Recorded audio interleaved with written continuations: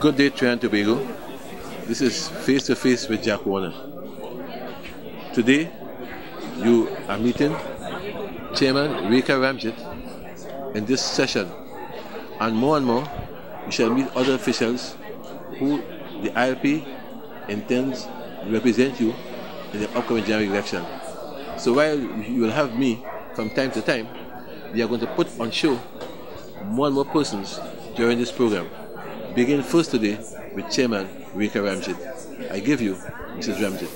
Good afternoon, Trinidad and Tobago. I'm Rekha Ramjit, attorney at law, chairman of the Independent Liberal Party, but more importantly, I'm a mother, a grandmother, a wife, a sister, a niece. I'm all of those things.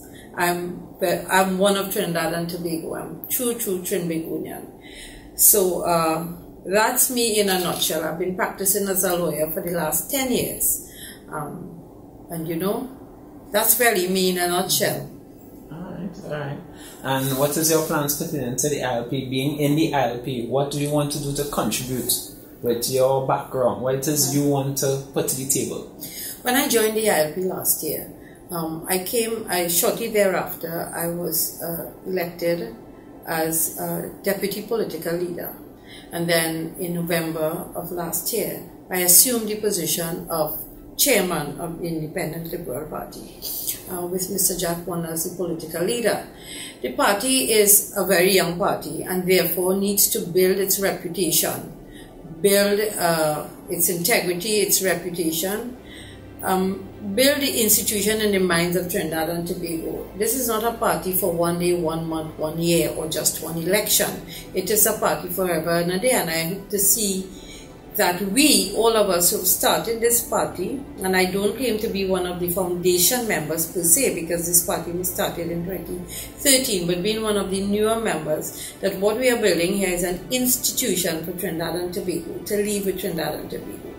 Having said that, then, much depends on us to take this party forward in a particular light. Trinidad and Tobago is accustomed to a two-party state, let us say that, UNC and the PNM. The Independent Liberal Party, and I know that the COP and formerly the NAR would have attempted to broaden that base. Unfortunately, they were not successful in doing so. But the Independent Liberal Party, their role is to make sure that this state no longer remains a two-party state, because it is the very existence as a two-party state that causes us to vote a party into power based on things other than the issues at hand. The Independent Liberal Party, therefore, is here to introduce the real reason why people should select a government or elect a government, and that is to vote on the basis of issues as opposed to the basis of pure loyalty or race or religion or even region. We have had the stigma of having our political parties going to power on the basis of race. People don't like to hear that, and they don't like to accept that, but that is the truth. When it comes right down to it, you hear all of these nice things from the two major parties, but at election time, what do we have?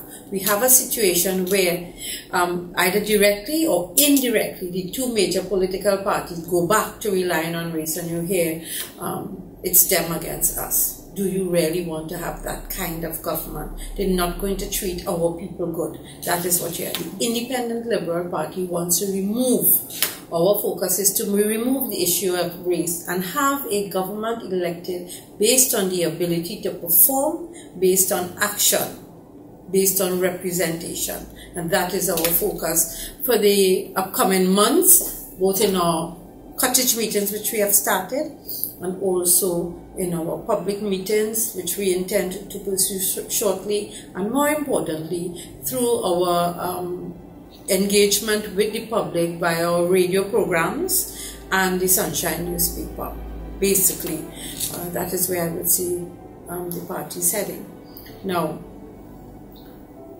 it is insufficient for any political party to attack the policies or the performance of a government or even the opposition without presenting their own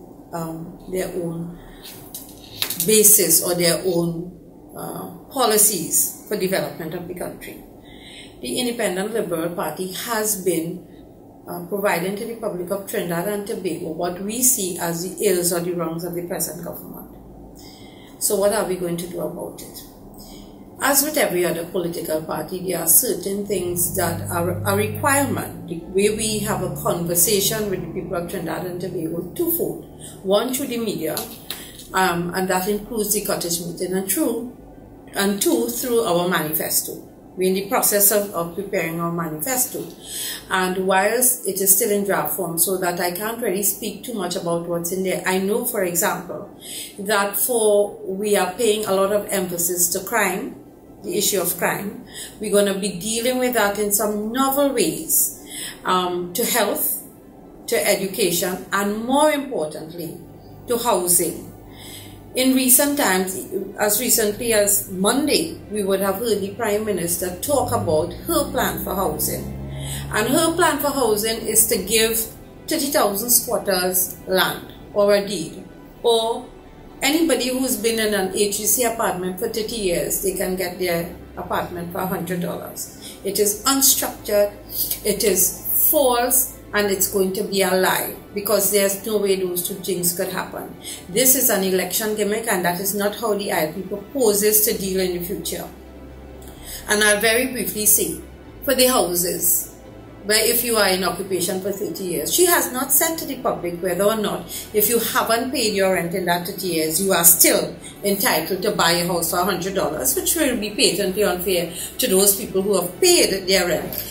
The second thing is that AGC itself has said that it's 1,408 people who may be the recipient of this if they meet the criteria, and they were unable to answer the question of whether or not somebody didn't pay their rent, whether or not they could have the house. So that meant you can cut that by about 50%. And then this 1,400 people, which may be reduced to 700 people, is spread over 401 buildings.